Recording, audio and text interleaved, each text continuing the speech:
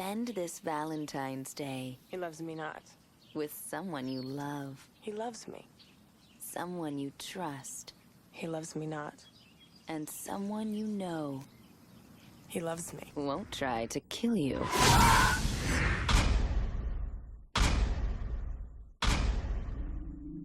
Will you dance with me? Dance with me? Dance with me? Remember the kid everybody ignored on Valentine's Day? Loser. Well, he remembers you. God, we were so horrible to that kid. What do you think happened to him?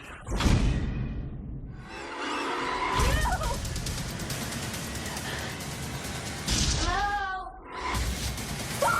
Stay away from me!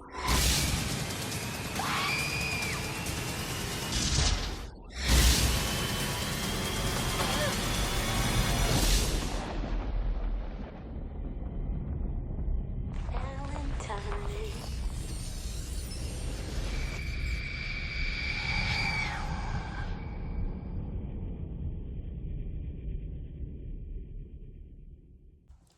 Welcome back to Thai Town Reviews. With Valentine's Day coming up, I just wanted to put out a quick review of the 2001 slasher Valentine. It's a fun movie that I discovered maybe 3-4 years ago, and I've just come to watch it every year around Valentine's Day. Not many movies come out, or do I discover, that I add into a rotation. It's very few and far between. The way my brain works, I watch certain movies at certain times of the year. This has become one. It is a fun early 2000s slasher, so you can tell there's early 2000s all over it, from the snotty attitudes of the characters. My goodness, I can't root for any of these women. None of them. Not even the quote nice girl. Just the way they acted, the way they still act, they act like they never grew up, which may be part of the point. But my goodness, you run into a movie sometimes, and sometimes you just have to root for the bad guy. And this is one of those times. Valentine 2001, directed by Jamie Blanks, a glossy post-Scream slasher that mixes high school cruelty with revenge-driven masked killer antics. The story centers on 5 women who, years after a middle school dance, are being hunted down. Why are they being hunted down? Because in middle school, they decided to humiliate an awkward classmate named Jeremy Melton. Well, like I said, years later, they're being hunted down and getting threatening cards from someone signing them J.M. Roses are red, violets are blue. They'll need dental records to identify you. Soon, a Cupid killer decides he is going to hunt these women down one by one. And that's the movie. I mean, you throw in a little sexual innuendo here. This cop is harassing one of the characters here. And that's the movie. It's better than I made it sound, but essentially that's the whole movie right there. That's the whole plot. Let's get into the cast real fast. Not a lot. I'm not going to go deep. Denise Richards plays Paige Prescott. Marley Shelton plays Shelley Fisher. Jessica Capshaw plays Dorothy Wheeler. Jessica Koffel. There's a couple names in here. I'm back on my names binge. Or my names mix-ups. Mistakes. Whew. Tired brain. But Jessica Koffel plays Lily Voigt. David Boreanaz, he's probably the most outwardly, just for sure popular actor going into this movie, except Denise Richards. But anyways, David plays Adam Carr. Daniel Cosgrove plays Campbell Morris. And Johnny Whitworth as Max Rami. Now, again, this cast is very much filled with people where you could look at it and go, before they were famous. There's this just thing. They either do horror or they do something Shakespearean in some way, shape, or form, TV show, movie, whatever. And I think I'm running into people do both more often than not before they're super famous. I'm going to go over some positives and some negatives. Positives. Let's start with the positives. Memorable killer. The Cupid mask is easily the film's standout visual, creepy porcelain, smooth, and expressionless. It gives the movie a distinct identity among early 2000s slashers such as House of Wax, Wrong Turn, Hostel, Freddy vs. Jason, and Bride of Chucky. It is so different than almost all those movies. House of Wax is probably the closest actually to what Valentine is. But anyways, positive number 2. Stylish production and atmosphere. The film has a sleek, glossy look typical of the early 2000s. The Valentine's Day theme is woven into the aesthetic with cards, flowers, chocolates, and romantic settings, which turn deadly. Suspicion and whodunit angles.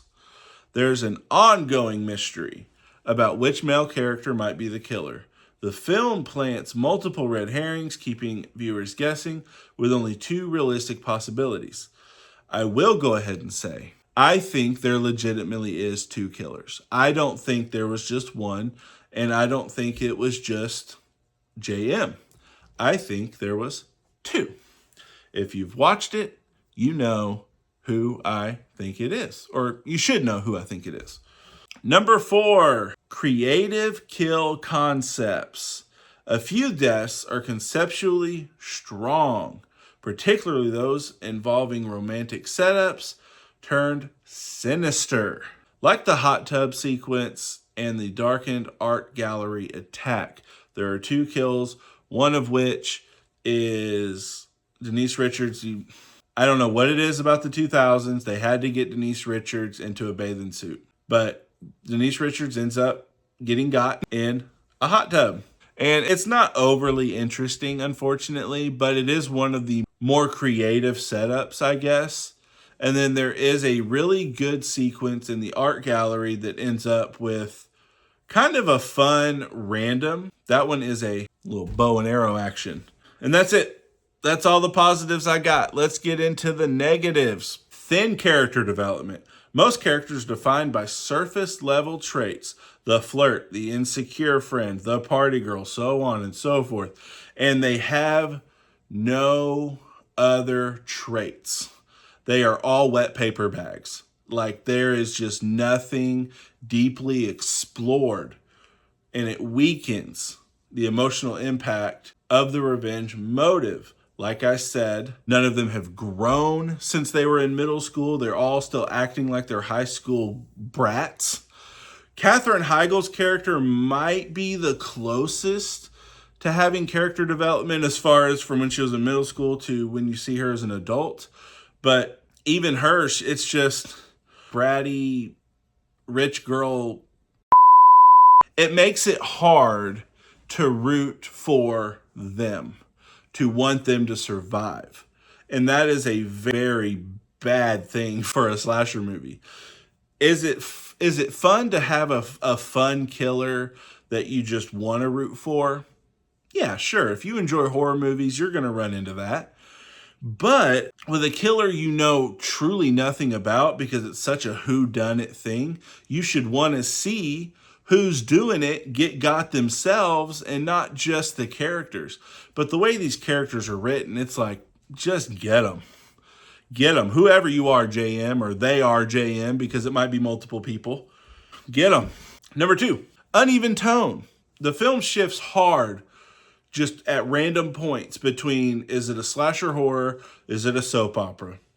Is it a slasher horror? Is it a soap opera? Blend it better. You're not blending your themes. You can have multiple themes in a movie, but you got to blend them well together, and this movie just does not do that. Number 3, predictable and tame kills. Despite strong setups, like I said, with the hot tub, with the art gallery thing, there's such strong setups, but there's nothing ultimately great or fun about the way the characters get got. Predictable and lame. Number 4, convoluted twist. The reveal of the killer can feel very far-fetched. They have a whole plastic surgery angle. that they try to go with that I think they kind of miss on. They don't expound on that element enough. And there's no reveal for sure that, hey, yeah, this character had plastic surgery and this is JM for sure. There's none of that. And I think it needed that. And then there's the whole angle of one of the girls has on the mask at the end of the movie to try to do some kind of twist. Was it her? And then it reveals it wasn't her. Or was it? Because like I said, I believe there's two killers. Anyways, that is it. Overall verdict, Valentine is not a top tier slasher, but it's entertaining. Like most early 2000s horror movies, it's not great, but it's fun. Is it as fun as Freddy vs. Jason? No, because Freddy vs. Jason is fed up by legacies. And then also you've got Bride of Chucky. Is it as fun as Bride of Chucky? No, because it's not being fed by a legacy. But for it not being fed by a legacy, it is very much a fun, entertaining 2000s slasher. And it's got a holiday theme, or intertwines a holiday theme very well. Very stylish visuals, memorable Cupid killer, and a little bit of the soap opera thriller energy is kind of interesting. But again, they don't delve into either side quite enough. The kills aren't as spectacular as they could be. And then the drama that they're trying to intertwine isn't as good. And it's jarring when you go from this to this, this to this, this to this. It's just jarring. But as far as 2000s horror goes, it is a very fun, nostalgic genre piece. But it's not a terrifying horror classic. It earns 3 threatening letters from JM out of 5. Thank you all for watching. Please subscribe to the channel. Please like this video. I hope you're having a great holiday. Goodbye. You can watch 2001's Valentine in its entirety on Tubi for free.